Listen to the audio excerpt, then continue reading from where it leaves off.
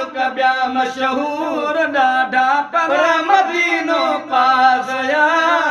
जंहिं जमाल कजे करे ही जग जुड़ी थियो रास आ जंहिं जमाल कजे करे ही जग जुड़ी थियो रास ओ मन खतूरो खार कुएं पीण आबे खाज में जा खुदा में बात खलके फर्क में ठाज में ओ मन खतूरो खार कुएं पीण आबे खाज में जा खुदा में बात खलके फर्क में ठाज में सरदन का सवायो हुते बलन जो वासवा खूब सरदन का सवायो हुते बलन जो वासवा जय जमाल कजे करे ही जगो जुड़ी थियो रासवा ओ था खणो बैतुल मुक़द्दस ऐं मको मनायता शहर सब पैगंबरन जा शान में शानायता घणो बैतुल मुक़द्दस ऐं मको मनायता शहर सब पैगंबरन जा शान में शानायता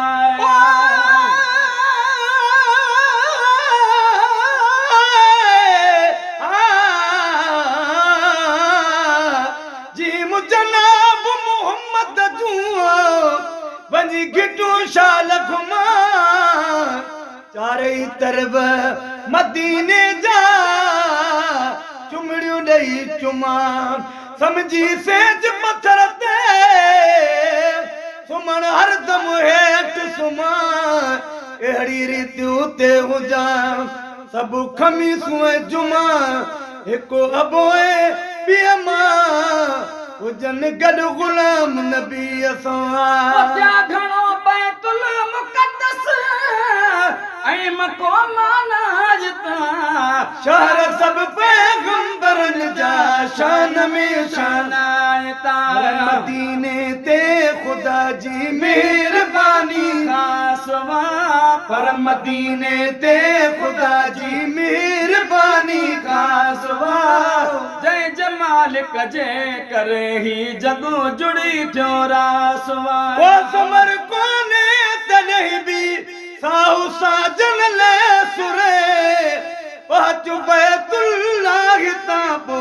दिल मदीनो थी घुरे ओ समर कोने तने भी साहु साजन ले सुरे पहुंच बैतुल्लाह में ता दिल मदीनो थी घुरे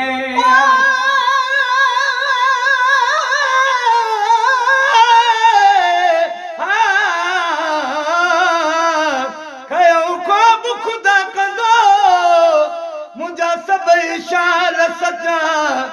जो वेंदुस वतन हबीब जे वठी बार बचा बाकी दी उम्र जा अथम यार बचा से हुंदुस पंहिंजे हुजूर वटे जिथे आला रंग रचा आ गुलाम नबी हित छा उत सब कुछ आ सुभान अल्लाह समर कोने तदे भी साहु साजन ने सुरे पर बैतुल्लाह में ता दिल मदीनो दी घुरे पहुंच बैतुल्लाह में ता दिल मदीनो थी घुरे जब जाओ ठिके चुमो वतन जिजानस जा साज जब जाओ ठिके चुमो वतन जिजानस जा सया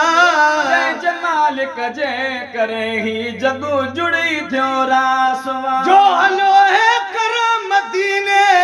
रहमतन में सारतो आ गुलाम नबी महेज़र